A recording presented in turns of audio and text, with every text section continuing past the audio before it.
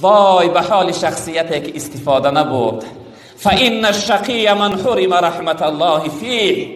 از همه بدبختترین شخصیت، از همه محرومترین شخصیت، از همه پسترین شخصیت، از همه بیقدرترین و بینصیبترین شخصیت همون انسانی است که از لحظه های ماه رمضان استفاده نبرد، روزه نگرفت، نماز تراویح نخواند، از خدا نترسیده بیعذر در بین مردم آشکار روزه خورد و امروز شرم نداشته، از بنده های خدا شرم نمی داشت، اما امروز از خدا شرم نداشته نماز عید آمده است. نماز عید کجا میای برادری بزرگوار؟